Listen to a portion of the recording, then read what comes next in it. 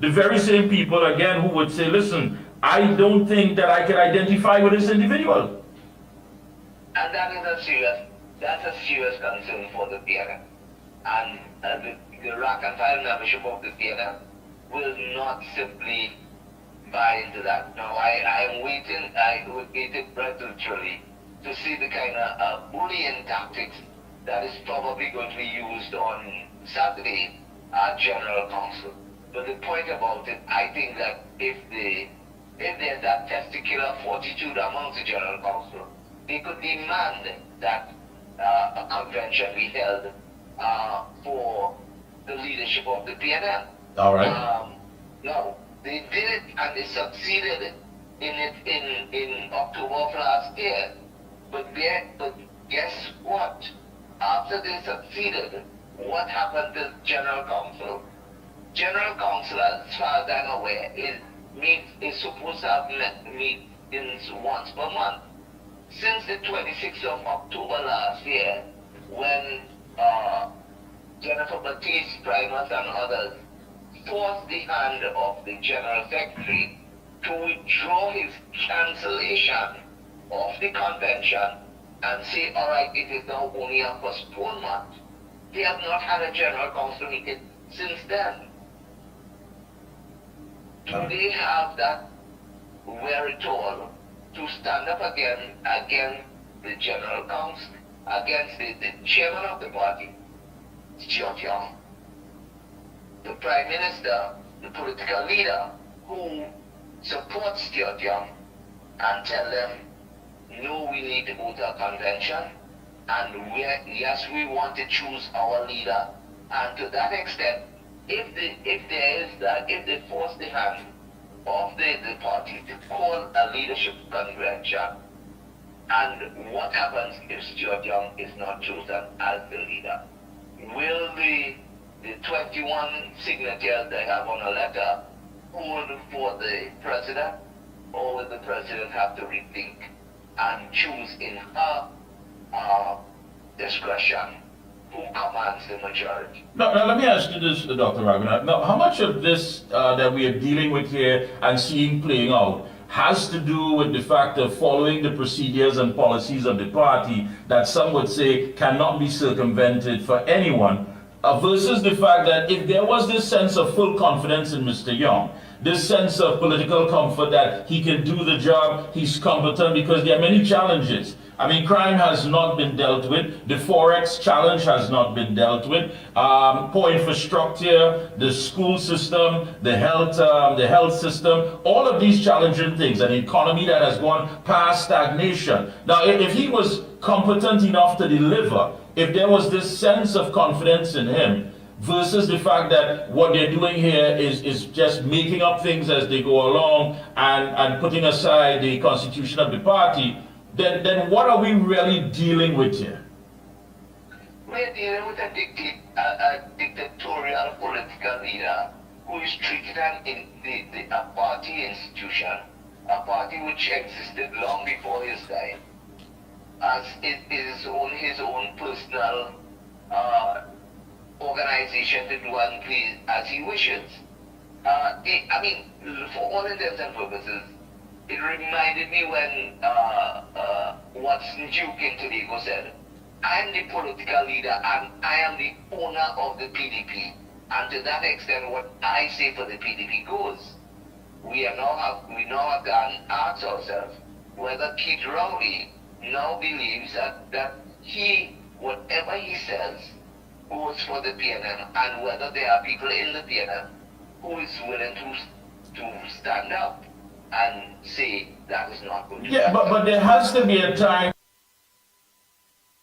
besides coming from a family with a strong business background, where we've seen family members who started off with a little financial leasing company, overnight became a merchant bank, then overnight became a mortgage bank, when you still have people in this country who are trying to even get their parlor to evolve into a mini mart. He has had that luxury. He comes across, as you said, arrogant. He comes across as someone who has been born with a silver spoon in his mouth. He comes across as someone who is not up to the challenges because he was there. The times that he recused himself from cabinet had nothing to do with the interests of the people of his constituency and by extension Trinidad and Tobago. It was his own personal interest. Now again, at some point in time, these things will have to be looked at. Will the PNM people, those members, feel betrayed because they didn't sign on for Stuart Young? They supported Dr. Rowley.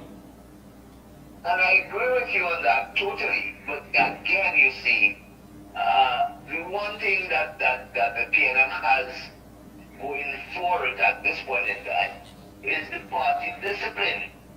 And the party discipline, and regardless of what happens, the rank and file is told, follow the leadership and follow the directions of your leadership.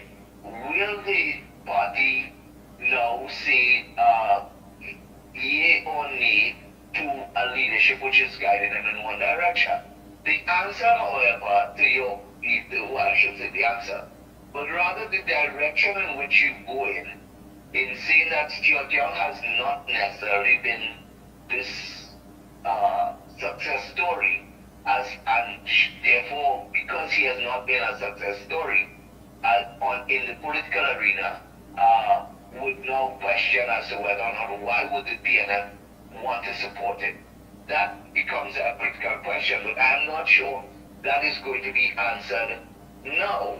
Yeah, but I understand that. But, right, but it has to be answered at some point in time because he may be an asset for Dr. Rowley, but he may be a liability for the PNM. Exactly.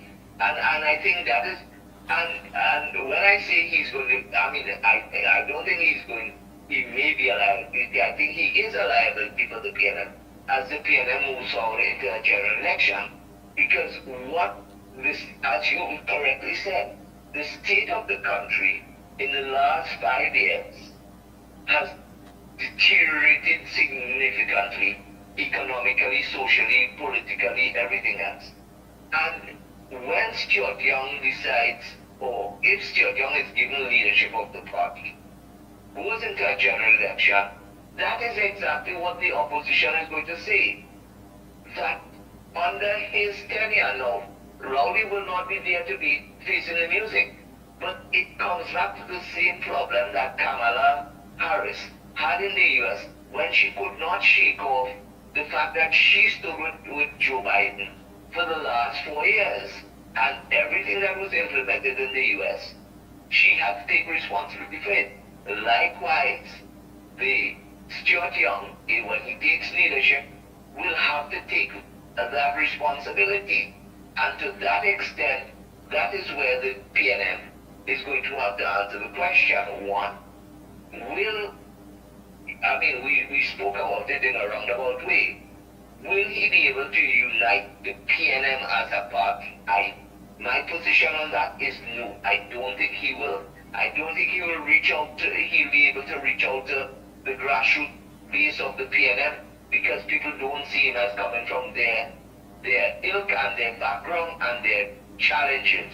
They see him as being somebody who has always been supported by a family that could afford to do so, and he does not suffer the consequences or the challenges that the normal everyday citizen faces. Yeah.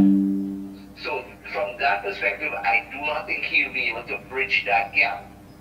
He will not, like I said before, I don't think he'll be able to bridge the gap with regard to some of the Manning supporters of the PNM, who are still strong in their own segment of the party. So in a way, what we will see as we go into a general election is whether we're going to have a divided PNM rather than a unified PNM. And once you have a divided PNM, that creates a problem for the party. So in a way, he becomes a liability for the party in its quest to retain government. Yeah. I mean, if you look at what transpired at the retreat. Even the media, in a quoted message, had to answer what was being circulated as far as those who voted for Penny's team or Stuart Young's team, as the case may be. Now, these very same individuals were seen gathering together in a meeting. Now, if everything went well and everything was transparent and everything was above board, there would have been no reason for anyone to meet after. The winning team doesn't meet right after to discuss mistakes. That's left up to those who basically felt that they were cheated and they lost out on the opportunity. Taking that in consideration, are we going to be seeing some political waves, some sort of underlining here where there's not going to be that much of a unity moving forward if certain people do not get their way? Well, again, that would depend on the party and its ability to galvanize itself and to surround itself or in a way to dictate and demand from its membership the discipline that they have always had. I expect there to be waves. I expect people not to accept it. I expect, for instance, people like Selwyn Kojo, Mr. Lee Hunt and others to come out strong and criticize the PNN and say that the PNN has been literally sold out. I expect those things. And they will continue to say that between now and the general election, as long as Stuart Young is given the leadership. So once you have those rumblings in the national environment, then you will now have, the PNN will have to deal with that. And, maybe I shouldn't say they have to deal with it, but they will have to do damage control. The question is the extent to which they will do damage control as to whether, bearing in mind that we have literally a 6-month time frame for a general election, is that sufficient time for them to do that kind of damage control? And that is where this whole issue comes to rest. A general election has to be held by the end of August. All right. Any closing comments? Go right ahead. Well, basically, all I will say is that we wait with bated breath to see how the General Council deals with this whole matter on Saturday. We have not seen an agenda. We don't know what is going to, whether it's going to be an open meeting or a closed door meeting. So all of these are critical issues. Whether some people will be excluded, we really have to wait and see, and what voices come out after the General Council meeting to tell the population where they stand in the PNM. So you see, it's really an interesting time for the party. Very, and for the country as well. Very much so. Thank you so much again for bringing that insight to us. Thank you, and do enjoy the rest of your evening. You too. Thank you. Hey, folks, in a short break, we come back. Attorney at law and UNC candidate for Toko Sandy Grande, Mr. Wayne Sturridge. We'll be right back. The Excel brand delivers quality service. I would recommend Omega Excel to everyone. Take care of yourselves, take care of your health with Omega Excel. If Omega Excel works for me, it will work for you. Over a period of time, I started feeling stronger in my knees where I could add more pressure. For all top quality and affordable hardware supplies, no one beats Midland Hardware, located number 97 Eastern Main Road, Aruca. Midland stocks the #1 brands in hand tools, garden tools, water tanks, power washers, generators, water pumps, kitchen and bathroom faucets, along with face basins and toilet sets, blocks, lumber, steel, sand, gravel and topsoil. Also check out Midland for steel windows and assorted designs of metal curtain rods. Everything for home and business projects. Payments via links, credit cards, online payments, or cash on delivery. WhatsApp 327-7761 or call 646-2144. Open every day from 8 a.m. From foundation to finish, it's all at Midland. Oh gosh, this place hot and the AC in this car not working. Check Ryan Air. Ryan Air is ranked among the best in TNT for auto air conditioning service. They specialize in repairing and servicing all makes and models of vehicles and heavy equipment. They also stock a wide range of parts. Give them a call at 640-5828 or visit them at number 41 Cane Farm Road, Tacarigua, or email ryanairac@gmail.com. For prompt and efficient service, look no further than Ryan Air. When you say TNT's construction boss, then there's only one company, Lacroix Construction Services Limited, specializing in general construction, industrial maintenance, manpower resources, transportation and lifting, and equipment rental, excavators, bulldozers, dump trucks, lighting systems, and everything for your project. We have affordable prices. Call now 267-0000 or 431-0012. Lacroix Construction Services Limited, TNT's construction boss. Limiting chronic inflammation is important for so many conditions that occur. I had a lot of pain 4 years ago. I used to have pain in my knees, in my hip. Taking it for arthritis. Omega XL saved my life. Then I started to realize, well, hey, I could use my hands, I don't have any pain. All in all, I am pleased to say that the Omega XL has worked.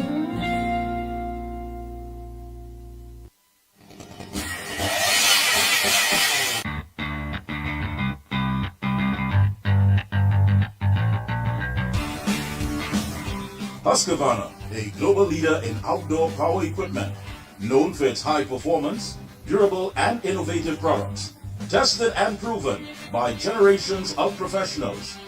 Full after sales and service support whenever you need it. Contact Provar Distributors Limited, 223-9438 to find a dealer near you. For all top quality and affordable hardware supplies, no one beats Midland Hardware, located number 97 Eastern Main Road, Aruca. Midland stocks the #1 brands in hand tools, garden tools, water tanks, power washers, generators, water pumps, kitchen and bathroom faucets, along with face basins and toilet sets, blocks, lumber, steel, sand, gravel and topsoil. Also check out Midland for steel windows and assorted designs of metal curtain rods. Everything for home and business projects. Payments via links, credit cards, online payments, or cash on delivery. WhatsApp 327-7761 or call 646-2144. Open every day from 8 a.m. From foundation to finish, it's all at Midland. Oh gosh, this place hot. And the AC in this car not working. Check Ryan Air. Ryan Air is ranked among the best in TNT for auto air conditioning service. They specialize in repairing and servicing all makes and models of vehicles and heavy equipment. They also stock a wide range of parts. Give them a call at 640-5828 or visit them at number 41 Cane Farm Road, Tacarigua, or email ryanairac@gmail.com. For prompt and efficient service, look no further than Ryan Air. Thank you, Master Control. We are back, folks. We are back. And joining us, just coming off of his walk, of course, he's been active ever since getting the nod to be the UNC candidate for the upcoming general election. Let me say Happy New Year and a pleasant good evening to Attorney at Law and the UNC candidate for Toko Sandy Grande, Mr. Wayne Sturge. Pleasant good evening, sir. Good evening, Mikey. Pleased to be on your program. Thank you so much for joining us. I know it hasn't been easy. First of all, we have a lot of people who are on and those regionally as well. Who is Wayne Sturge? Well, I am an attorney at law of 27 years experience now, criminal defense attorney.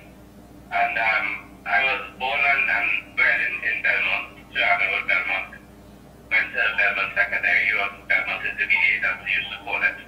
And I'm a product of Belmont. I also in recent times I sat as chairman of the Criminal Injuries Compensation Board. I sat on the National Carnival Commission, Law Reform Commission. You know, so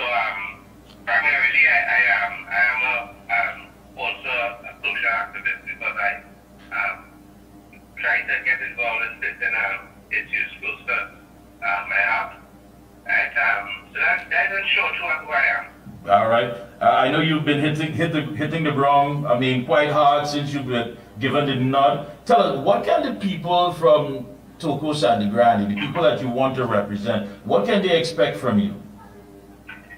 Well, I am.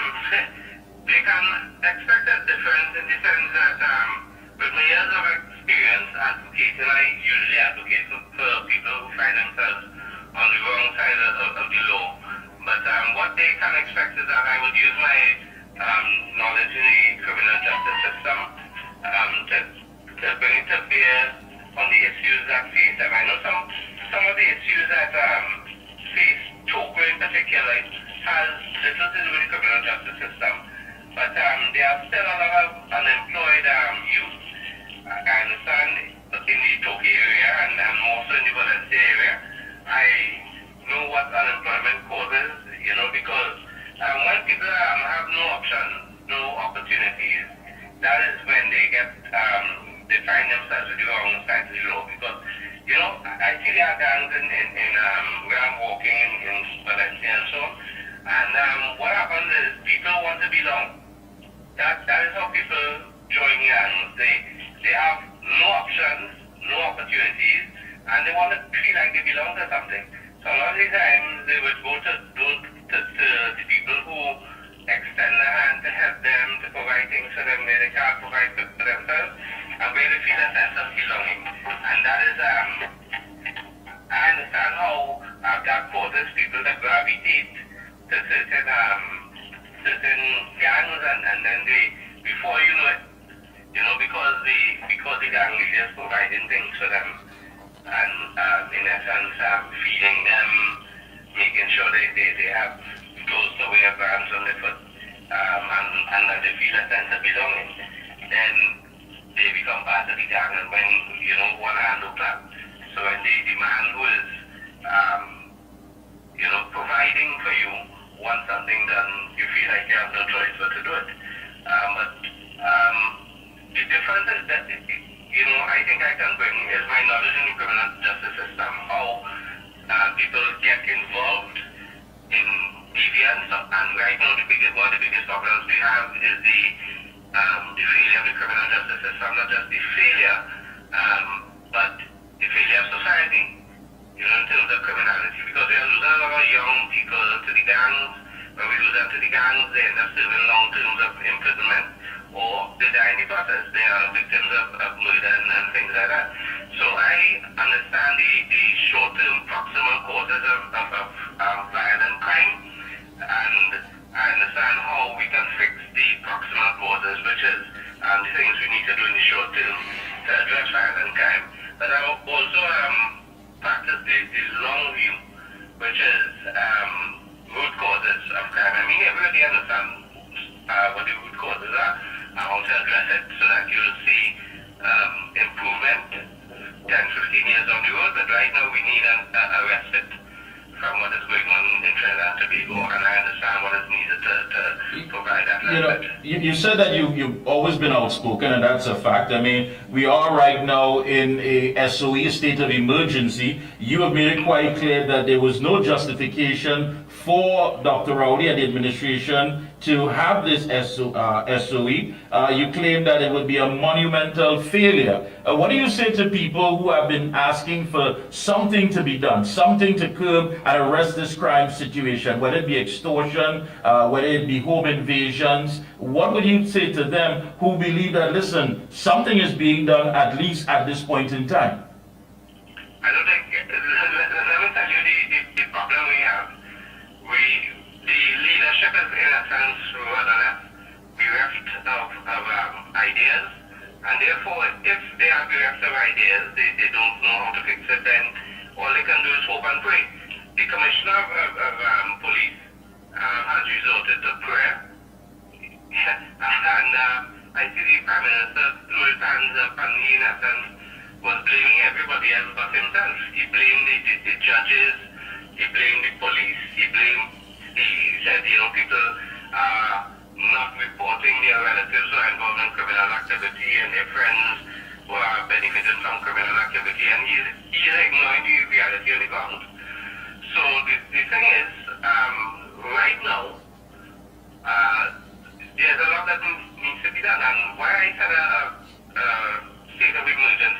not work, that is not an answer to the crime. That can't be an answer to the crime. The criminal state of emergency is something that should be narrow in scope and targeted. So they use the reprisal killing in visitor lands where 5 people were assassinated, which followed an attempt to assassinate a gang leader outside Bethel Street. One person, I think the driver was assassinated in that attempt. And they use that to say in essence that we need a state of emergency. That was something I believe the intelligence would reveal was in essence self-contained. You call a state of emergency if there's a real danger that sort of thing would spiral out of control and have a deleterious effect on national security as a whole, or the wider national security. And the thing is, that issue, if you want the intelligence would reveal, is limited in scope. The two rival gangs is limited in terms of who would be involved and the areas. You could simply have had a limited state of emergency targeting certain areas, and they know the areas that need to be targeted, rather than something that is as broad as being island-wide. The only good thing is that they haven't implemented a curfew, but it's when you look at some of the regulations, you know, they do not meet the stated aim, and in essence, some of them go too far. For instance, chaining up people to bringing in firearms. When has that worked? Yeah. When has that worked, right? But that's the smallest of the problems. Inherent in that problem is you are undermining an independent institution by telling people to bring in your firearms and you wouldn't be charged or prosecuted to it. You can't usurp the power of the DPP. The DPP is the only person who is to say, well, we are not going to pursue this. If you bring in a cache of firearms, can you really tell the person who brings in the cache that we're not going to prosecute you? When the DPP has an interest in prosecuting you, you can't and you shouldn't. One of the other regulations, in essence, is limiting access to the courts, right? Under a tribunal, when you are detained, then by all means, there's a tribunal under an SOE. When you are detained, the tribunal will have jurisdiction. And the tribunal, in essence, is advisory, but it also looks after the rights of the person detained. But outside of that, you have regulations that are so broad in scope that it purports to remove the jurisdiction of the court, and that is, in essence, unnecessary. If the government believes that a state of emergency is necessary, so be it. We'll see at the end whether it works, whether it doesn't work. We'll judge them at the end. So we are not going to. Sorry, go ahead. No, I know the Prime Minister also spoke about the fact that there needs to be a collective action from law enforcement, families, and the judiciary, lamenting that criminals appear to operate as though without fear of detection and certainty of timely dissuading punishment. You, of course, replied and said, listen, that was totally an unjustified attack on the judiciary. What do you say to people who believe that, you know, criminal attorneys, they simply just deal with some of the symptoms because they make their money off of these repeat offenders? Listen, that's a very narrow view. Criminal defense attorneys are part of a system. And the system exists because people make mistakes in identifying perpetrators. The wrong act, like you pointed out, police officers sometimes wrongly charge people. And then there's a phenomenon now where gang leaders give each other frame cases. So you can't demonize the role of the criminal defense attorney. The criminal defense attorney plays a role in the criminal justice system. And the role, in essence, is to ensure that whatever evidence is good is tested. And if tested and it is found to be cogent and compelling, then the person is convicted on the evidence. If however, when subjected to the rigors of cross-examination, legal submissions, and so on, and it is found that the evidence is suspect, then the citizen is entitled to acquittal because he might very well not be guilty. Would you want to be charged with a criminal offense knowing that you yourself are innocent and then you end up serving time for something you didn't do? No, that's the role of the criminal defense attorney. So you don't blame us for doing our job. The job of the prosecutor is to present the evidence in a dispassionate way, not to seek a conviction. The prosecutor is also a safeguard for the citizen because there are and have been citizens who have been wrongfully charged. And lastly, I see there was an attack on the judges. The judges don't have a side in this, right? They don't have a horse in this game. The judges apply the law. That's why I criticize it. You're blaming the judiciary, but a judge applies the law. The law, most of the time, is settled by higher court. And you can't blame a judge for applying the law and you don't like the outcome. You see, the thing is, let's say he's saying the punishment takes too long and all that. Whose fault is that? Is it the judge's fault that it takes 5-10 years between charge and trial? That's not the judge's fault, you know. That is the fault of those who have the responsibility of pouring resources into the criminal justice system to ensure that there is personnel and that trials happen within a reasonable time. The person, and last I recall, who is responsible for that is the person who holds the purse strings. That is the Prime Minister. That is the Attorney General. That is the Ministry of National Security. Those are the persons who are responsible. So don't blame the judiciary for doing their job when you are not doing yours. Yeah, and I want to ask you as well, you know, when you look at the area of Sandy Grande and environs, a place that is rich in so much minerals, but most of it comes out of the area, and yet it shows that nothing has gone back into the area to assist the people, to elevate their lives, to change. I mean, look at the infrastructure. My colleague, Andy, the pit bull, he has been up and down the area showing all that has been taking place with the infrastructure, whether it be bad roads, bridges, and what have you. Are you going to say, listen, a percentage of what is taken out here has to go back to assist the people? I mean, besides what the budget may say, I don't know if you have some sort of economic plan that you have laid out and thought about that is going to assist the people who have basically been taken, a lot has been taken from, and nothing has been put back in there. Well, that is certainly part of the plan. And let me tell you, I visited the Sandy Grande market on Sunday morning, and I have to comment, and I'll tell you what it was. A couple of years ago, I represented the Trinidadian judge in Grenada with a criminal offense. And the trial took place at the Grenville Magistrates Court, which is actually part of the market in Grenville. That's the second city in Grenada. And it was shocking when I went there on Sunday to see the condition of the market in Trinidad and Tobago. And the condition of the market in Sandy Grande. Sandy Grande provides a lot of mineral resources to Trinidad and Tobago. Sandy Grande is also a sort of a food basket for Trinidad and Tobago. And you have so much of the wealth of Trinidad and Tobago being extracted from Sandy Grande, but Sandy Grande, that is not reflected in terms of the infrastructure in Sandy Grande. So I had to comment that the market in Grenville, Grenada, which is a small little town up in the north of Grenada, is far better, it's cleaner.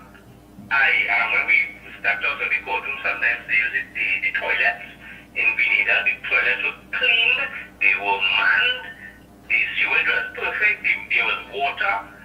You know, they don't have water in the Sandy Grande market because the pump not working. You know, and that impacts sewage, that impacts cleanliness, and with that, obviously, you'll have disease and so on. So you can't have a portion of the country where it's providing wealth to the country, and you treat it in essence like, you don't care. And that has been the problem with Sandy Gandhi. Sandy Gandhi, that part of the country, Togo Sandy Gandhi, from 2010 to 2015, you had the People's Partnership, and things were done. You could actually identify. Let me give you one. That's one, a big one. That Valencia bypass road. That has, in essence, done a lot in terms of cutting down traffic time and so on. Yeah. Right?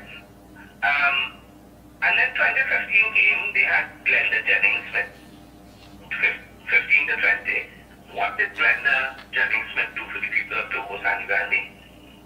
I asked them, because when I walk around, they say, you're not a homegrown candidate, why we should vote you?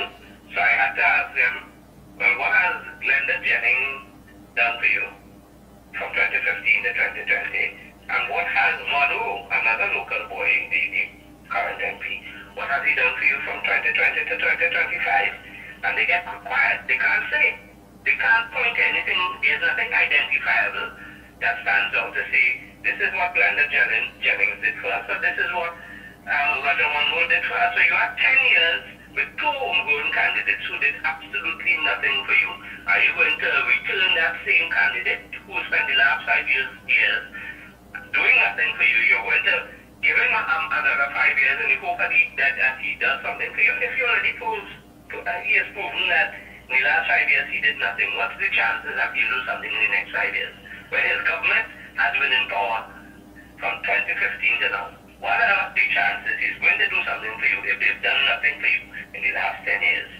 Well said. I agree with you. Well said. I know it's been a long day. Before we wrap up, what is your schedule like? There are some folks who are saying that they would like to join the walkabouts to come on through and support. Do you have a schedule? Yes, we are walking every day from 4 p.m. to about 6:30, 7 when it gets dark. We are going to Valencia again tomorrow. The reception has been really great, but we are trying to finish Valencia, then going to Sandy Gandhi next week. And after that, we'll start moving into the Togo area. Will there be some cottage meetings along the way? There definitely. So that we can address the concerns in a group setting, and we can have a lot more feedback and so on. Yes, we get our individual feedback, right? But it's really a privilege to be able to meet these people, and I'd like to meet them in the setting of a cottage meeting, where we can express our ideas, our plans for the area, but where we can also get feedback, so that because we don't just govern from the top down, you have to govern from the bottom up, right? So you have to understand what are the needs of people and tell them realistically what you can do and within what time frame, because you can promise all these things, and if you don't have a time frame, they are pipe dreams. Is there a number perhaps for your campaign team, for those folks who want to make arrangements to come up and be a part of it? Well, what we do, we utilize the technology. There are 2 Facebook pages dealing with my candidacy for Togo Sandy Gandhi. You can, in essence, reach out to me on the pages. I look at the pages from time to time. I have people managing them, and we get a lot of information that way. You can private message. You can call me on 683-5889. I'm still practicing law, so during the day it might be hard to get back to you. But what I try to do at the end of the day is return calls as much as possible, or message back, so that at least the lines of communication are open. But I'm really inundated. I'm not complaining, because the reaction in Togo Sandy Gandhi really is phenomenal. All right. Hey, best of luck to you and your entire team. We will be checking in with you periodically. Keep up the good work and go all the way, Mr. Sturge. I appreciate that. And before I go, I just want to say a big shout out to Neil De Silva, who walked with me every day, and also the people, Andy. I really want to thank Andy for how he, is so energetic, how he connects with the people, and how he's making things so much easier. All right, great to hear. Keep up the good work to you and your entire team. No problem at all. Thanks for the call. Thanks a lot. Well, there you have it. You're welcome. There you have it, folks. The UNC candidate for Togo Sandy Grande, attorney at law, Mr. Wayne Sturge, and of course his entire team. Quick break. We'll be right back, and just stay with us.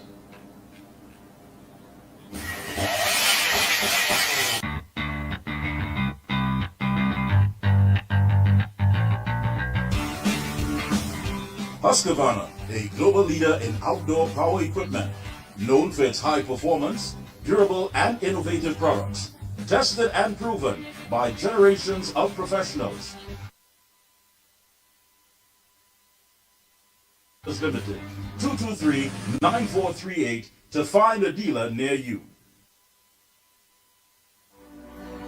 When you say TNT's construction boss, then there's only one company, Lennox Construction Services Limited, specializing in general construction, industrial maintenance, manpower resources, transportation and lifting, and equipment rental, excavators, bulldozers, dump trucks, lighting systems, and everything for your project. We have affordable prices.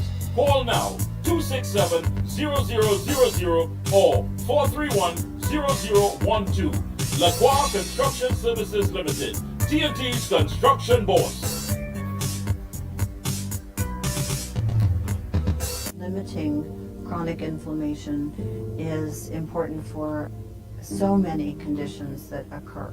I had a lot of pain 4 years ago. I used to have pain in my knees, in my hip.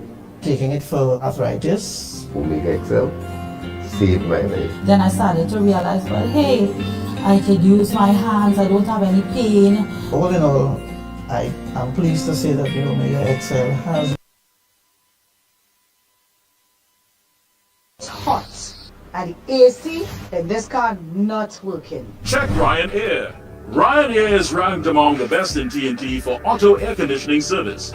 They specialize in repairing and servicing all makes and models of vehicles and heavy equipment. They also stock a wide range of parts. Give them a call at 640-5828 or visit them at number 41 Kane Farm Road, Tacarigua, or email ryanairac@gmail.com. For prompt and efficient service, look no further than Ryan Air. And we're back. Folks, don't forget Vitamin XL D3 provides the most natural and absorbable form of vitamin D, which promotes whole body health, which is crucial for cellular health, especially regarding the cells of the immune system. Every cell in your body needs vitamin D3 to function properly, so pick up your bottle of Vitamin XL D3 today. Joining us is a man who's no stranger to the Observer. Happy New Year. Let me say a pleasant good evening to the President of the Prisons Association, Mr. Jared Gordon. Hello? Yes, Happy New Year and pleasant good evening to you, Mr. Gordon. All right. Can you hear me loud and clear? Yes, I'm hearing you now. All right. I know you're moving about. All the best for 2025 and beyond. We, of course, are right now in the middle of a SOE, state of emergency, and you have made it quite clear that the nation's prisons are under-resourced, overburdened, and littered with infrastructural deficiencies. Yeah, which is very important. We've been hearing about this for years. You've been on this program before. You've spoken about the conditions in the prison where prison officers have to work. It's not easy. I mean, you guys are under a lot of stress. And now it is with all these individuals that will be coming in, of course, due to the SOE. Just today, 360 held. Over the course of everything so far, it's 360 and 22 guns that have been taken off the streets by the police. How serious is the challenge for you and your members? The challenge is one that continues and has only been exasperated. But I want to be clear, and I don't want people to miss that. Talk up some more. Javier, you can get some more volume on. Go ahead. Hello? Yeah, you better. Go ahead. Yes, we are not in any way, and I think I need to say that, against the SOE. We too are citizens of this country, and we too see crime and criminality as a very huge problem. But the fact of the matter is that we too would want to contribute to the best of our ability. And to contribute to the best of our ability, we need to be properly resourced. It is no secret the conditions of prisons in Trinidad and Tobago, the failing infrastructure, the fact that we don't have the tools and proper tools that is required to really function as we would. And we have to also remember that prison is not no longer a place where you talk about locking people up and throwing away the key. The prison, since the Batiste report, has been moving on a correctional direction, which we see as the only way to truly reduce crime and criminality in any society, where we must be able to impact the lives of the incarcerated, because often things are not what we that there's this belief that you locking up people and all is right with the world, when in truth and fact, these individuals are going to be the rest of their natural lives behind bars. And so all we are asking for is to be properly resourced. All of those things which we have been asking for over the years, and I know the public will be our witness, the media will be our witness, those things need to be addressed in a real manner so that we can ensure success in this initiative. Yeah, I think basically what you're saying too is that if the environment is not productive, then basically all that you set out to do as far as rehabilitation and to get a system going that is going to allow individuals to come back and be a productive part of society would be all, null and void if it is not done properly. Correct is right. And the public of Trinidad and Tobago deserves better than that. And so what we see happening is that there are questions being asked. Remember when we talk, it's so easy, and we see it with murder. Everybody has a number.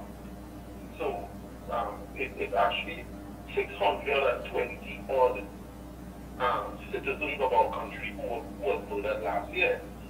And we need to put a hold on that. It could have been one life. But we need to understand that when we place numbers on things, somehow it dehumanizes the issue. And we see that happening in prison. So you stated earlier 360 people held are still yet to see, because you won't understand, but I don't know if you know, but they can't hold people without charge beyond a particular time. Right. And so even even if we share the responsibility of holding these people with the police station, one would understand the police station themselves are not designed to hold anyone for any protracted period of time. Yeah, especially not these numbers. No, not those numbers. So they're going to have to come to us, and we have to remember. I know sometimes some people don't like to hear it, but unfortunately for us being correctional professionals, these people have to eat. They must be given some form of recreation or time outside, hearing as we will call it. There are so many things that has to be provided to be able to hold a detainee, a remandee, an inmate, that our current system is buckling, was buckling at the knees before. And so what we are hoping is that in this environment where we are seeing the state attempted to make some moves to arrest this situation, is that they also understand that we need to be properly resourced so that we can ensure the success.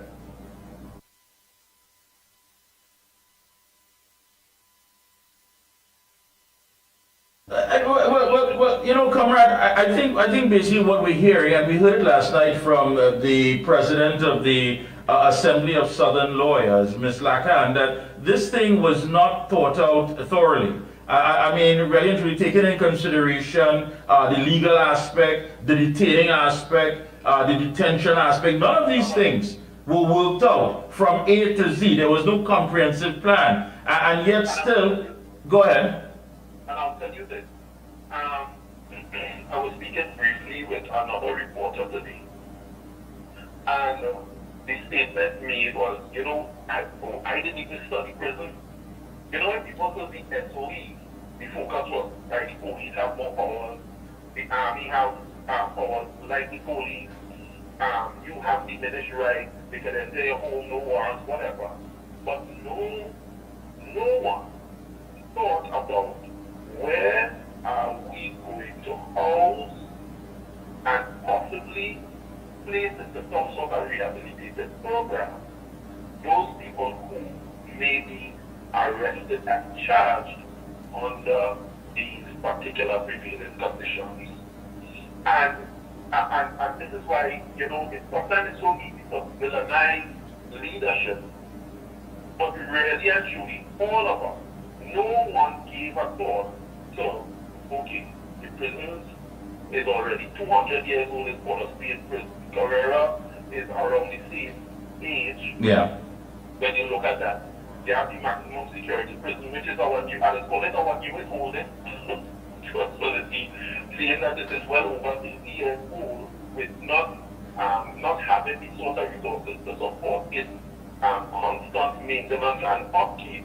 You have ECRC, which was purchased under the last, when they had the last SOE, and the then government, I would have attended personally FNGP meetings where the discussion was surrounded purchases that facility, and we told them those purchases, they still purchased $236 million for basically a warehouse, a shell, which to this day still does not have some of the basic amenities for food preparation and laundering of clothes for the people being held there.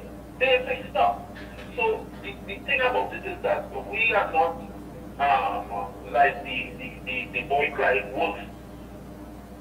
This is a really serious situation for the nation to consider that if we continue to ignore this institution, the Trinidad and Tobago prison service, and I said it in my release, and officers are using their own money to purchase items, to continue for things, to continue operating, repairing things, bringing their own tools. Could you repeat that, comrade, please? Repeat that, please. It's too important to be said once. Repeat that. Officers are using their own salaries, from their salaries, that the same state is insisting they can't pay you anymore, that you have to take for whatever is dished out to you. Officers are using those resources, that salary which they are working for, instead of being totally used for their family and for their own development. It is being sold back into the prison. And the fact of the matter is that, I will tell you this, Mikey, it is my firm belief, this is my opinion, that because we are what you call essential workers, which for me equates to a slave.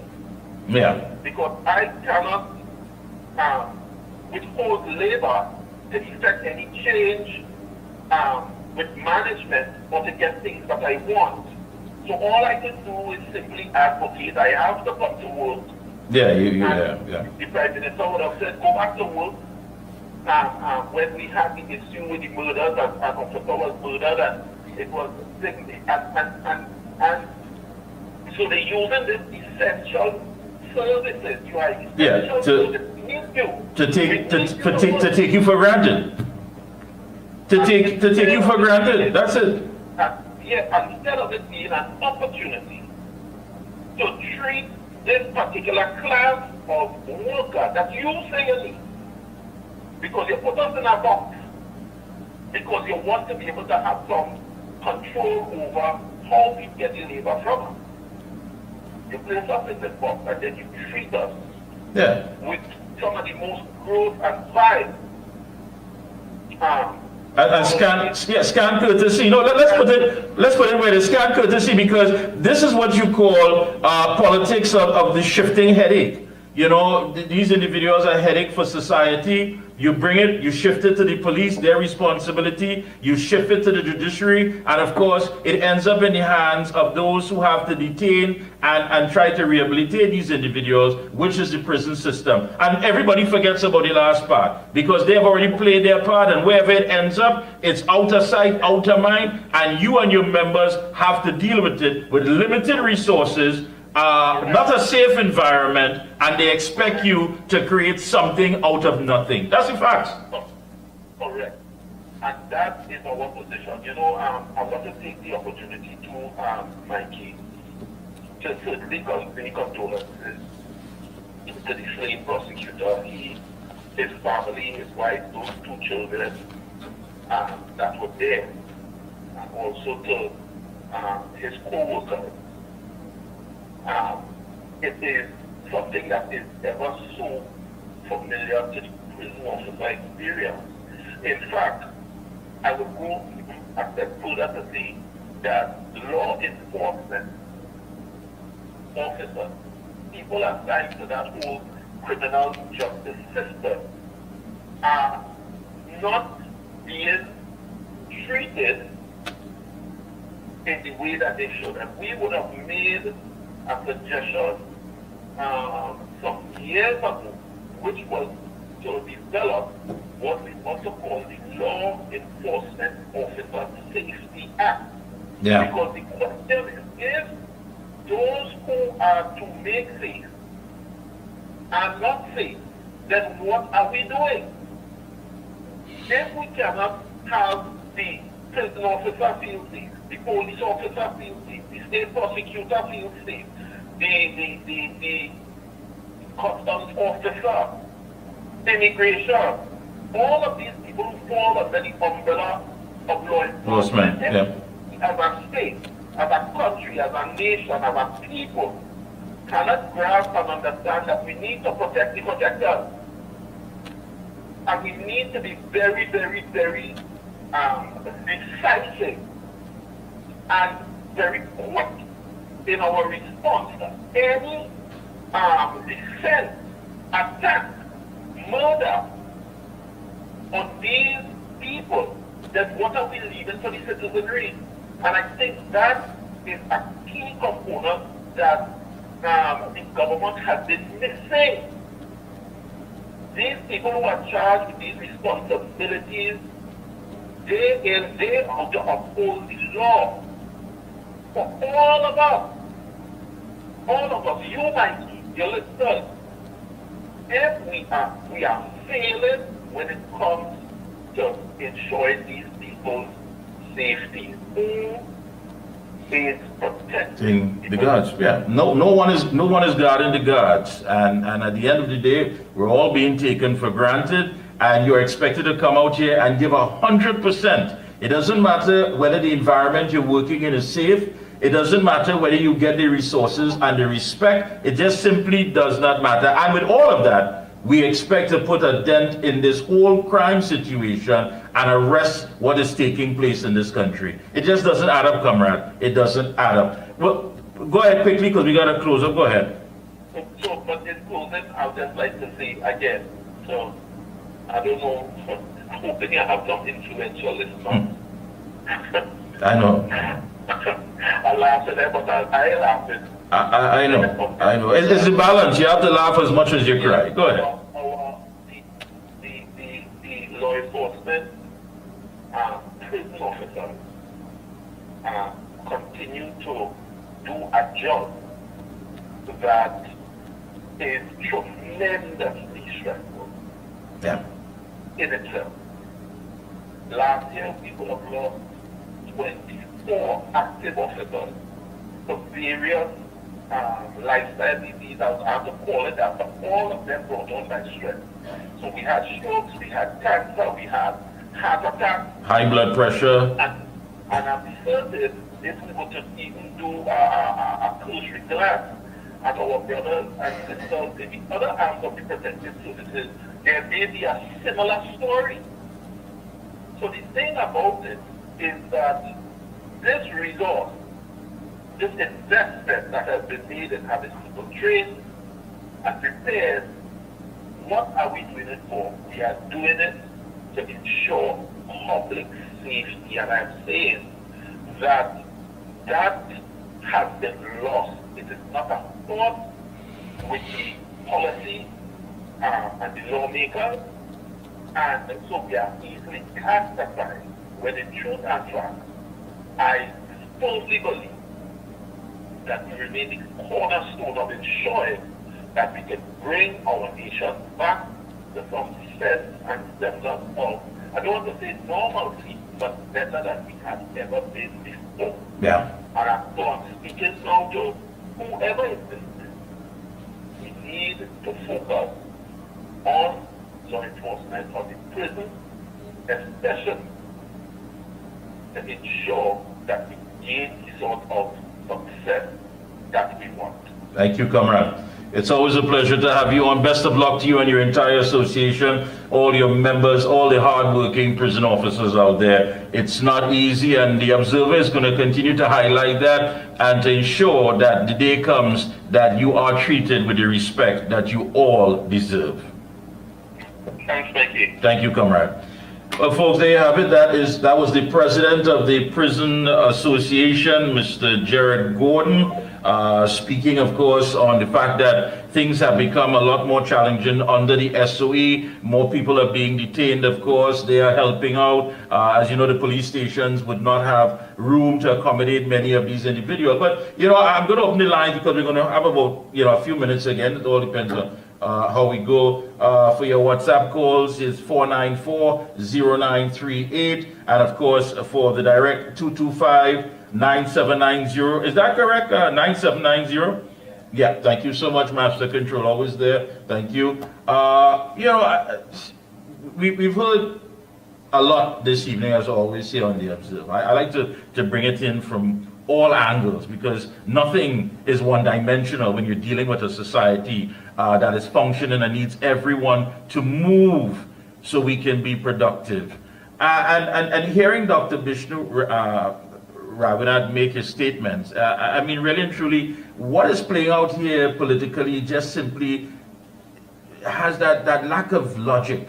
Just simply doesn't make sense. One has to ask, did Dr. Rowley, or should I say the PNM government, put everything into a tailspin to create a big distraction, to deflect from the real issues? Why is this political soap opera playing out at a time, at a critical time, where people are demanding change, where people are demanding to live better, and yet still, of course, we have to be hearing about someone who has chosen their successor and wants them to lead, and others are saying that's not the way it's done. I think what's important here is when you look at the individuals who gathered after that retreat. As I said, if you're on a team and you have gotten everything, it's a clear shot win, and you have achieved what you have achieved, there's no need for anybody to gather after unless there are some questions that were not answered. Perhaps people were promised that they were going to vote in a certain way. Perhaps they felt there was a lack of transparency. Things wasn't above board. But where does that take us as a people, as citizens, when things do not connect and don't work?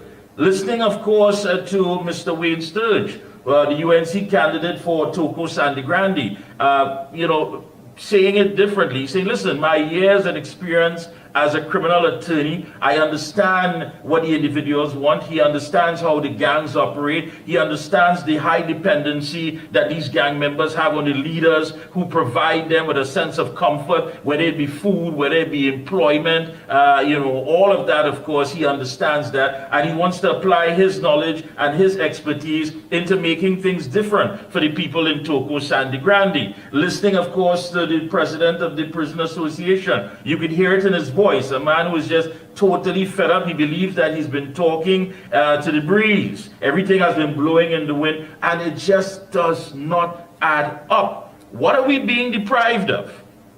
The entire democratic process now seems to be in a shamble, and people are making a joke of it. We're now playing political musical chairs. When the music stops, whoever is sitting there, I believe that's the person who is going to lead. But is that fair to us as people? This is what we have to be asking.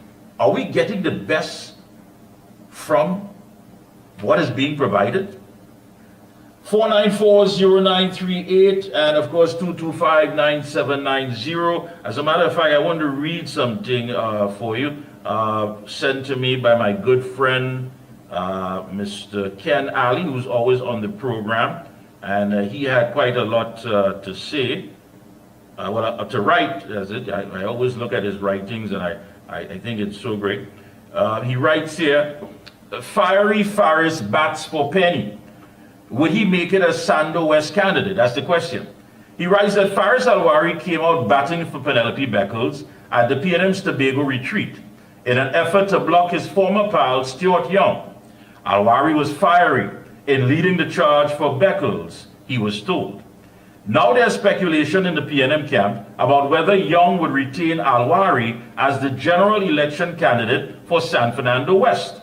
The constituency's executive had previously appealed to party boss Dr. Keith Rowley to keep Alwari as the candidate. Alwari's political star has been fading in recent years, and his relationship with Young has soured. They were seen as bosom buddies in the early years of the PNM administration, and referred to by the political opposition as the Young and the Restless. While Young is enjoying a dramatic rise in local politics, Alwari has been on the decline, losing the post of Attorney General in March 2022 and no longer in the PNM's inner circle. Alwari's surprising advocacy was one feature of the retreat, during which there were backroom promises, subtle threats, and attempts at horse trading. There was a lot of jockeying behind the scenes. One participant made it clear. Adrian Leonce, MP for Laventille West Morvan, supported Beckles and not Young, as suggested on social media. Leonce is being replaced as an election candidate, with the announcement made a few days after he told the media he didn't expect the government to accept a pay increase. Rowley later announced that the government would implement the Salaries Review Commission's proposal. There's conjecture over Saturday's meeting of the party's General Council. The so-called Black Caucus, of which General Secretary Foster Cummings is seen as the head, remains unhappy over Young taking over the biggest political job in the land. Cummings supported Beckles at the retreat. One reason for Rowley stepping down as Prime Minister and facilitating his favored political son as his successor is to avert bacchanal in the PNM. There is, however, much unease in the ruling party. Very interesting. Very, very interesting from Ken Ali. Again, was all of this deliberately done? Are we having other discussions? Have we even remembered what the economy has not been producing? The Forex challenge, the dead babies in the NICU, students who fell through the cracks, and the list goes on and on. All of these were discussions prior to the announcement that Dr. Rowley has chosen his successor. Again, we keep our eyes on this as it unfolds. Yes, the observation is clear. The action has started. It's been a pleasure as always, folks. Until next week, Tuesday, be safe. And, like I said, the action has started. It's been a pleasure. Until then, have a good one. We'll be back next Tuesday, same time, right here on Gael TV, Real Media TT, and of course on social media. It's The Observer. Have a good night.